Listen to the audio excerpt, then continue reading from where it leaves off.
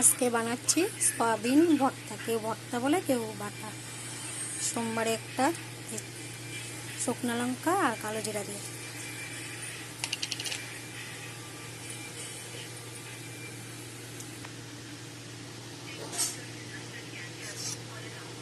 সোমবারটা আমার হয়ে গেলে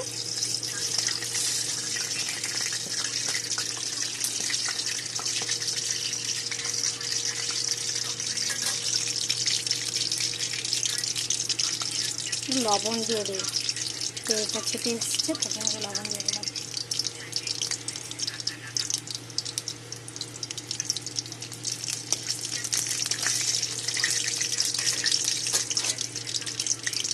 সোমবারটা আমার হয়ে গেছে। এখন কুচি করে রাখা আলুটা দিয়ে দেবো। আলুটা দিলাম, খেতে ভালো লাগে। আপনার ইচ্ছে হলে দিবেন, না দিলে স্কিপ করতে পারেন। দিয়ে দিলাম আলু, দিয়ে দিলাম অল্প হলুদ। এখন ভাজা হবে।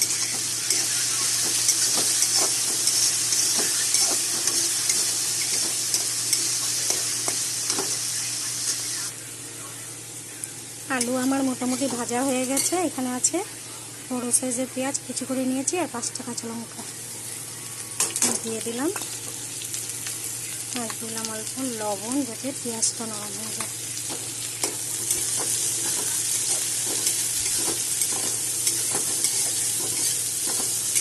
আলুটা দিলে খেতে ভালো লাগে। আচ্ছা হলে দিবেন, না হলে স্কিপ করলে।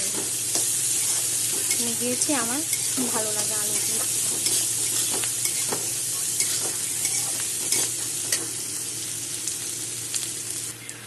পেঁয়াজ, আলু, লঙ্কা আমার সব ভাজা হয়ে গেছে। এখন এখানে একটা রসুন কত করে দিয়েছি, বড় সাইজের একটা রসুন। আর দিয়ে দিলাম আধা চামচ ঝাল লঙ্কার গুঁড়া, আধা চামচ কাশ্মীরি লঙ্কার গুঁড়া, আধা চামচ হলুদ আর আধা চামচ জিরা গুঁড়ো আর অল্প চিনি সব দিয়ে দিলাম। মশলা এখন সব দিয়ে দিলাম। দিয়ে তারপরে এখন সিদ্ধ করে দিয়ে পেস্ট করা সয়াবিনগুলো এখন আমি দিয়ে দেবো।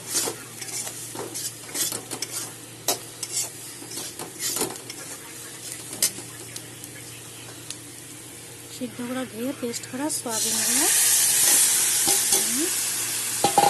দিয়ে দিলাম। আর দিলাম অল্প লবণ, আগে দিয়েছি তার জন্য অল্প লবণ দিয়ে বেশি দিলাম না।